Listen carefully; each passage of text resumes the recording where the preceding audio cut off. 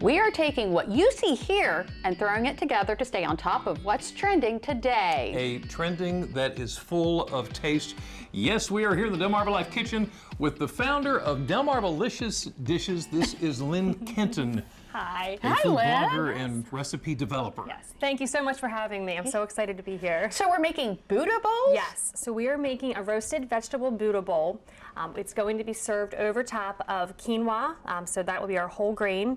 We have some fun, bright colored vegetables, and we have lean protein. We're doing a chickpea lean protein to go on top, and then a nice spicy sweet peanut butter sauce. Okay. Well, as we get started doing what we need to do, kind of explain to me, I'm assuming that Buddha bowl is an umbrella term for what we're making. There's different varieties? Correct. So really, you could do, there are a lot of alternatives that you could do with the Buddha bowl. For example, with your grains, you could use a brown rice, or if you're trying to go gluten-free, you could use cauliflower rice. You could use whatever vegetables are in season.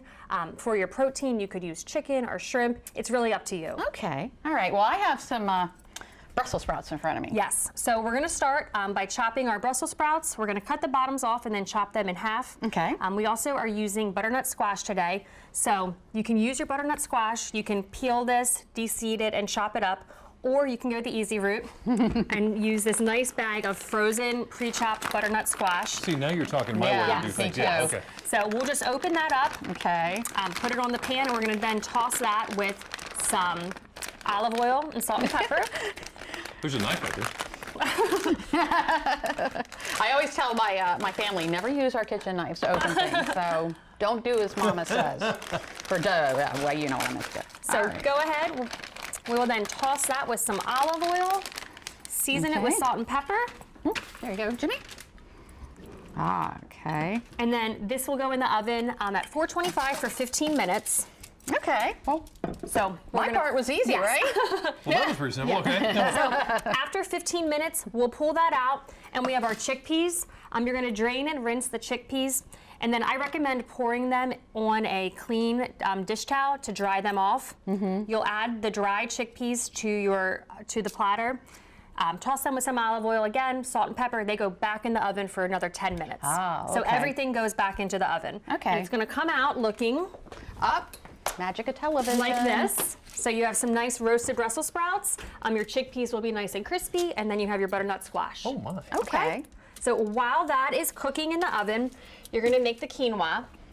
I always recommend rinsing your quinoa in a fine mesh sieve. That will get rid of the natural component on the outside that gives it a bitter taste. Okay. So go ahead and rinse that. You're going to cook that with vegetable stock. On the instructions for the quinoa, they recommend cooking in water. The vegetable stock will give it just more flavor. Okay. All right. Yeah. It'll add some salt. So you go ahead, 1 cup of quinoa to 2 cups of liquid.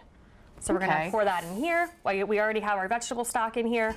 Bring it to a boil, and then let it simmer for about 15 minutes. And it looks like what Jimmy And has it in looks that like bowl right there? Correct.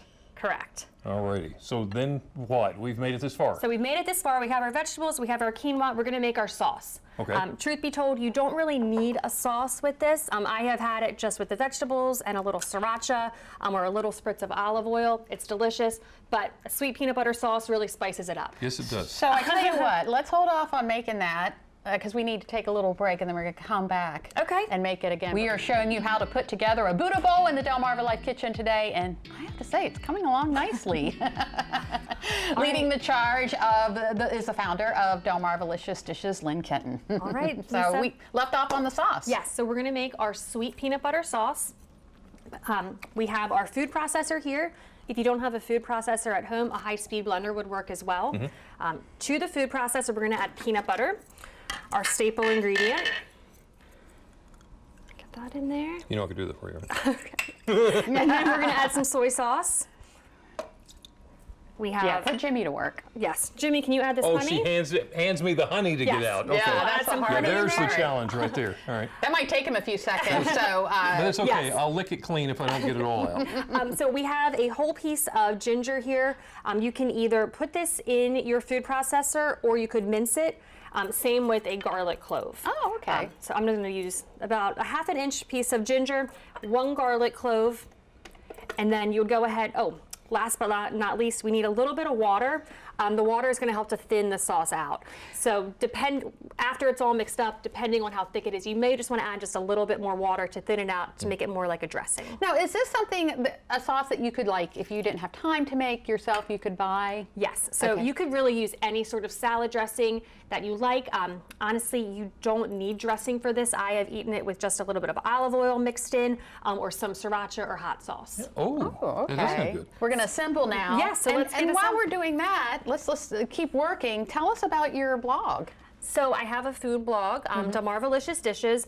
Basically, it's been a hobby turned into something more. Yeah. And I'm posting simple, adaptable meals for a family. Most of them have a healthy twist to them, focusing on getting more vegetables in my diet as well as my 2 little ones' diet. So it's been a fun challenge and exciting. That's wonderful. You're enjoying it just a little bit, aren't you? I am. So for the Buddha bowl, we're going to start with our base, which is the quinoa. I'll just use this spoon. Okay. Yep. So the quinoa goes in first, and then we are going to add our vegetables. Okay. Now I have fresh spinach here. Really, for time's sake, I'm using fresh spinach. If you really want to get more vegetables into your kids' diet, it might help if you sauteed the spinach ahead of time. It takes the crispness out of it. Okay. And I find that my 2-year-old will eat it. Yeah, and you can get more in the bowl. Yes, exactly. More is better. Yeah. So we'll add in a little bit of spinach, and then I have the roasted vegetables somewhere. So we'll go ahead and put some of the butternut squash and the Brussels sprouts in here. Jimmy, I might have to have you take over.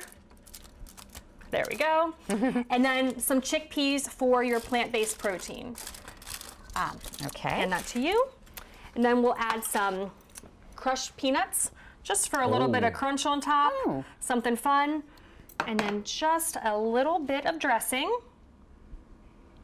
And that is it. And that is it. So this is perfect for meal prepping. You can make your vegetables ahead of time. You can make the quinoa ahead of time, and also your sauce.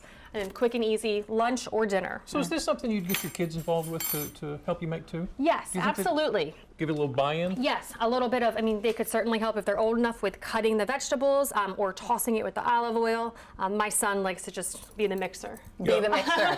That's a great place to start.